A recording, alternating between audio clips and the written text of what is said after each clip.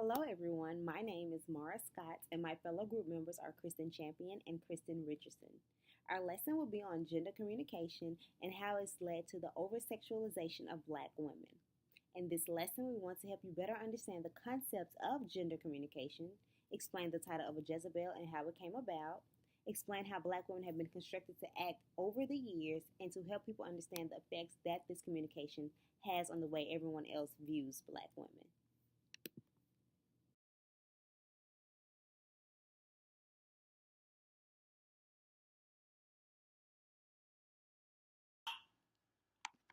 So, throughout the course of the class, we were exposed to the harsh realities of gender and the struggles of the Black woman.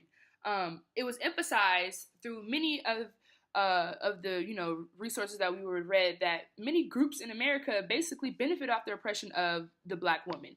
In order to better understand the struggles and the accomplishments of the Black woman, we must first understand the struggles. We must first understand how gender is communicated through society. In the study of communication, gender, and culture in gendered lives, Wood expressed that gender is neither innate nor necessarily stable. It is defined by society and expressed by individuals as they interact with others and the media. Wood basically explains that gender is something that we learn, something that we is acquired through interactions and life experiences. It's not something that you are taught or something that you can just learn from a book. It is something that is acquired through interaction and often guides you to how you will eventually come, whether you're more masculine or you're more feminine, whether you're you adhere to your sexual orientation or you just adhere to who you are as an individual. History has been the sole contributor in how race and gender is communicated through society, such as the forthcoming of stereotypes and a theoretical concept of the over-sexualization of the Black body from slavery even until now, and how we were able to take the power and flip it when it came to sexual liberation. The theoretical concept we chose to elaborate on is the stereotypes and the effects they place on Black women in society. We will focus particularly on the one of the Jezebel and how it plays an active role in our lives. We know that we have been faced with three main stereotypes throughout our life of the Black woman. First being the mammy, the motherly role. Second being the sapphire, the angry Black woman, and third being the Jezebel, which is the promiscuous, sexually liberated Black woman. With the understanding of gender came the ability to comprehend that separate was to deny a basic truth of our existence, that race and sex are both immutable factors of human identity, according to Hook. It was understood that women was one thing, but to be a Black woman was something totally in itself. Falling into the category of intersexuality, we could basically talk on how intersexuality is like ingredients of a cake. You put everything in, and once everything is in, then you have a cake, and that can pertain to the Black woman. She can't be a woman without being Black. She can't be Black without being a woman. So she is in herself. This is her human identity, being a Black woman. It was understood, that Black women were citizens of the United States when it came to the time of being of, the 40s and the 50s and the 60s. But during slave days, they were nothing but property. They were seen as, something that didn't have a right or didn't have an importance. So in relation to the Jezebel, we can say that she is basically the counter image of the ideal woman was expected to be. The idea that the Black woman was sexually promiscuous is rooted from the Europeans' first encounters with Africans when they first made it to Africa. The lack of familiarity with their cultures and their customs made them assume that nudity was something that was overtly sexual. Taking this as basically a legitimate reason to use Black women as overtly sexual objects. Formulating, the stereotype of the Jezebel, deeming her as excessively sexual appetite that essentially emasculates her. She desires sex just as much as the stereotypical man. So this makes her a sexual being. White owners basically found it legitimate to rape these women because of this. They were forced to impregnate these young slaves. They used the image of legal defense when raping African women. Even after acquiring freedom, African women still faced from sexual assault and rape throughout the Reconstruction period up until now. Now we kind of flip this lid on them, and we're able to take the Jezebel image and that's something that originated out of negative context and now redefined as something that is acceptable and desirable.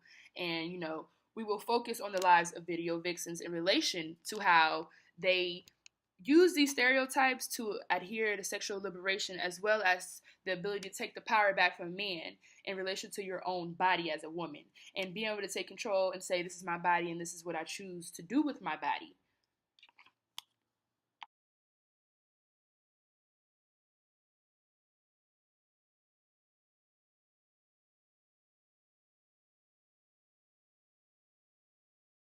My name is Christin Richardson, and I'll be giving real life examples of our topic. One of the reasons why Black women are sexualized is because of what people see based on how the media portrays them, based on TV shows, movies, music videos, and different advertisements, such as magazines. And believe it or not, it does affect the way people act towards them. For example, in most music videos, Black women are shown as video vixens. They are degraded and disrespected by the rappers in the music video. People might feel this is okay in real life. The negativity is what causes the stereotypes. It causes people to expect certain things from Black women and certain behaviors from Black women. But I do not think that everything put in the media about Black women is negative. I have noticed the positive.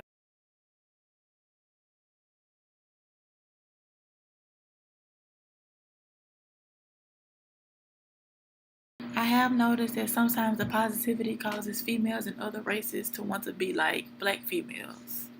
That's when they look at Black females as if they were props. Those are the people who think that it's cool to be Black. They want to dress like Black females, sound like Black females, look like Black females, and even get their lips injected like Black females. My group and I looked at a documentary entitled African American Women in Music Videos. This documentary was about the representation of African American women in music videos and the impact it has on our society today. The documentary stated that the representation of African American women in music videos has had a negative light for decades. The African American woman has been displayed as an accessory in most rappers' music videos, with their physical portrayal as video vixens backed up by the negative elements of the lyrical meanings. The risky behavior that the women of color present are those of hypersexuality, which is then internalized and stereotyped. Okay, basically the Jezebel. The Jezebel just isn't a term that we use as often anymore. And it all goes back to gender communication. It is if these video vixens are putting into action just what the stereotype says that Black women are or what they are seen to be.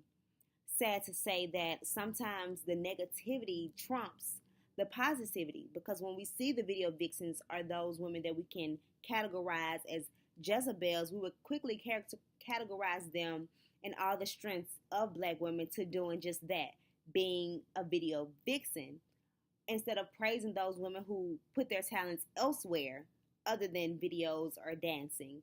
But it goes back to, who do we really blame for this mindset? Communication is powerful and has always been powerful. So when we pass things like this down through generations, it sticks. But just as communication is powerful, change is powerful as well. There's a saying that says, if you can change the way you think, you can change your life. And so now it's time to change that. It's time to change the way we perceive Black women. Just because we were taught that we were the bottom of the barrel doesn't mean we have to stay there. Doesn't mean we have to continue that trend of just video vixens. We have to instill within ourselves and the future generations that Black women are more than just that. Gender communication is powerful. Powerful.